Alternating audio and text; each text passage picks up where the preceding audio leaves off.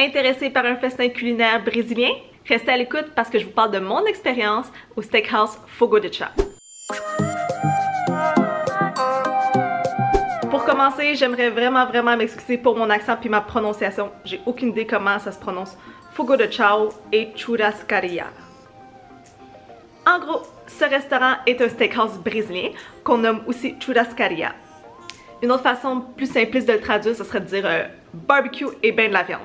Vous allez trouver un Fogo de Chão dans plusieurs grandes villes des États-Unis, comme par exemple à Los Angeles, San Francisco, Denver, Miami, New Orleans, New York, Philadelphia, Washington.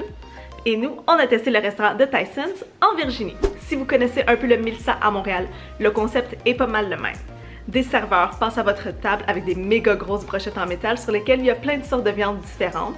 Puis dans le fond, vous en prenez à volonté, ils tranchent ça dans votre assiette, puis ils vont repasser le nombre de fois que vous avez besoin pour bien vous remplir. Mais la comparaison avec le Milsa s'arrête ici. Au Fogo de Chão, il y a aussi un superbe buffet froid et buffet chaud où vous pouvez vous servir à volonté. À votre table, il y a aussi des plats d'accompagnement. Puis selon ce que je comprends, ça varie de fois en fois ou de saison en saison. Alors nous, quand on est allé, on a servi à notre table des petits pains au fromage. Je vais pas vous prononcer le nom parce que je voudrais pas encore une fois massacrer un autre mot. Mais je vous écris le nom juste là. Il y avait aussi des patates pilées pas mal bonnes. Du polenta croustillant qui avait genre une texture de frites un peu. Il y avait aussi des bananes caramélisées qui sont là pour animer notre palais, vraiment nous préparer à notre repas. Mais personnellement, je pense qu'ils servent les bananes juste pour nous remplir parce que c'était tellement bon, c'est le seul plat d'accompagnement qu'on a repris. Pour le premier service, ils ont ce qu'ils appellent The Seasonal Market Table. Vous allez vous servir de fromage, de charcuterie, d'antipastilles comme des artichauts marinés, un mélange d'olives ou des marinades de toutes sortes. Il y a aussi des fruits et des légumes de saison. Par exemple, quand on est allé, moi je me suis servi d'ananas, de papaye, de cœur de palmier, d'asperges, de tomates.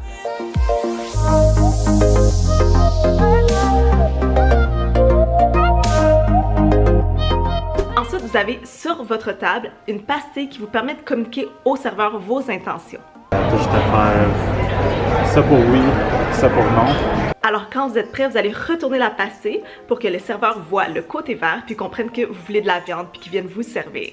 À partir de ce moment-là, ils vont défiler un après l'autre à votre table avec leurs splendides brochettes et vous allez pouvoir vous servir de votre pince pour prendre les morceaux de viande qu'ils tranchent spécialement pour vous. Quand ça s'applique, ils vont aussi vous demander de quelle façon vous préférez votre viande.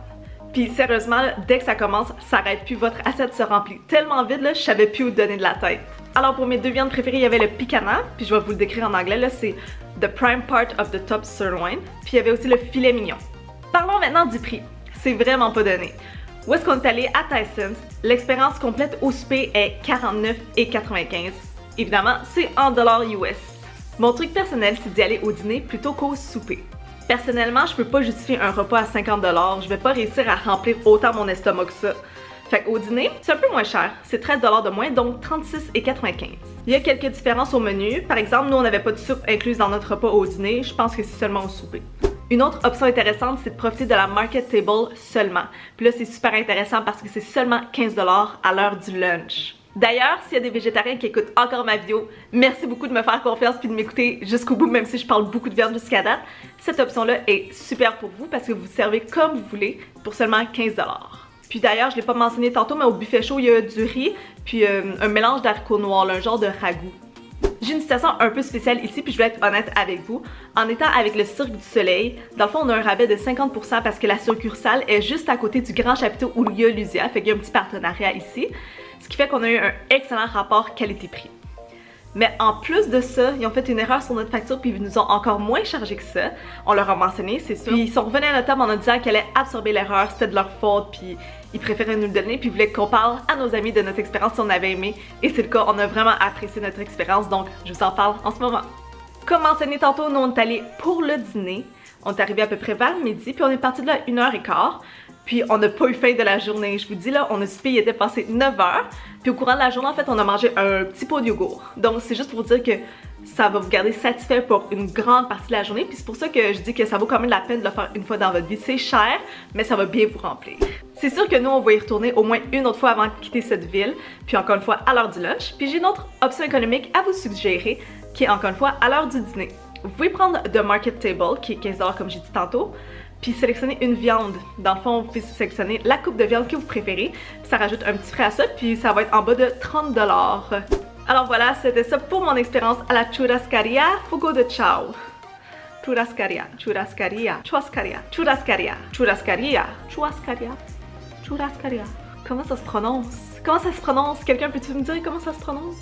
J'espère que vous avez apprécié cette vidéo. Si c'est le cas, donnez-moi un like. Et si vous décidez d'aller essayer ce restaurant après le visionnement de cette vidéo, je suis vraiment intéressée à savoir ce que vous en avez pensé. Donc venez me jaser dans les commentaires, même si c'est dans comme 2, 3, 4 mois, 1 an. Ça m'intéresse vraiment.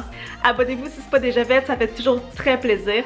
Mais honnêtement, ce qui me fait encore plus plaisir, c'est que vous écoutez encore. Merci beaucoup d'avoir écouté jusqu'au bout. Vous êtes vraiment les plus cool. Qu'est-ce que je peux dire de plus? Salut tout le monde!